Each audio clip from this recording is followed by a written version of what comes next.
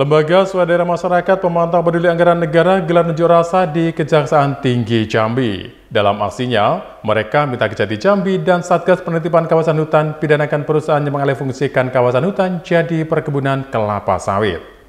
Membawa isu yang sama. Aksi unjuk rasa yang digelar massa dari Lembaga Swadaya Masyarakat Pemantau Peduli Anggaran Negara LSM Mapan di depan kantor Kejaksaan Tinggi Jambi itu berlangsung pada Rabu 19 Maret 2025. Dalam orasinya, Sekjen DPP LSM Mapan Hadi Prabowo mendesak Kejaksaan Tinggi Jambi dan Satgas Penertiban Kawasan Hutan atau PKH untuk segera melakukan ekspos dan naik status perkara hukum terkait dugaan alih fungsi kawasan hutan produksi seluas 400 hektar yang diduga dilakukan oleh PT Bintang Sawit Sejahtera. Selain itu, ia juga meminta Kejati Jambi untuk melakukan penyelidikan mendalam serta pengembangan terkait dugaan transaksi jual beli kawasan hutan yang sudah berubah fungsi menjadi kebun kelapa sawit, di mana dalam hal ini melibatkan PT Bintang Sawit Sejahtera dan PT Kriston Agro. Selain itu, serta dugaan tindak pidana korupsi, penggelapan pajak dan pencurian uang perusahaan tersebut. Masih ada lagi, Hadi Prabowo juga mendesak Kejaksaan Tinggi Jambi untuk melakukan penyelidikan mendalam terkait dugaan perambahan hutan serta alih fungsi kawasan hutan produksi dan cagar alam menjadi kebun kelapa sawit inti di luar HGU oleh PT Citra Koperasindo Tani seluas 1.600 hektar. Hadi Prabowo juga mendesak Satgas PKH untuk melakukan penyelidikan terkait dugaan tindak pidana kejahatan perbankan, di mana kebun kelapa sawit dalam kawasan hutan itu diduga dijadikan jaminan oleh PT Citra Koperasindo Tani ke Bank Mandiri dengan nilai pinjaman sebesar 48 miliar rupiah.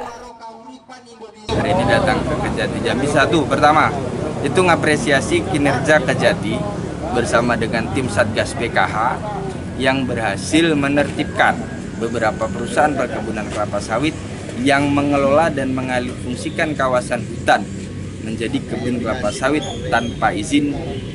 Itu salah satunya PT CKT, itu sudah ditertibkan 615 hektar. Terus kemarin ada juga PT BSS yang dipanggil, diperiksa, dimintai keterangan terkait penggunaan alih fungsi kawasan hutan jadi kebun kelapa sawit tanpa izin seluas 400 hektar. Terus ada lagi PT BSA di Muarotabir, Kabupaten Tebo, itu sekitar 800 sekian hektar. Nah, terakhir yang sudah disita dan kasus korupsinya naik ke tingkat penyidikan itu PT PSG. Jadi dari 4 perusahaan ini yang kami minta kepada Satgas PKH dan Bapak Kejati Jambi jangan hanya fokus ke penertibannya saja, tapi ke proses pidana, karena banyak celah pidana yang bisa dilakukan pendalaman. Salah satunya dari penertiban kawasan kebun sawit dalam kawasan hutan itu terkait dugaan tindak pidana korupsi, penggelapan pajak, tindak pidana pencucian uang yang berawal dari kejahatan lingkungan hidup dari kehutanan. Salah satu contoh saja, PT PSG itu alihfungsikan kebun dalam kawasan kurang lebih 1.200 hektar. Itu nilai kerugian 130 sampai 150 miliar. Di Jambi bukan hanya 4 perusahaan, bahkan ratusan perusahaan itu berada di dalam kawasan. Ketika ini bisa kita tindak dan bisa kita lakukan penyelidikan secara mendalam, maka recovery, pengembalian atau penyelamatan kerugian negara hari ini bisa jauh lebih besar dari yang sebelum-sebelumnya. Itu harapan kita.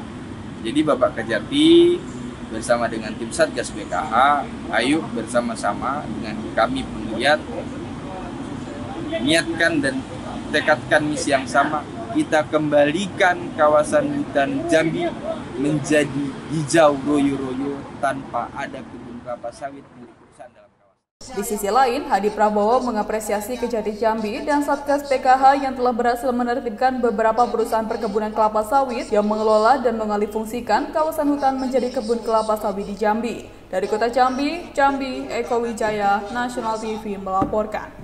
Untuk melakukan penertiban kawasan hutan yang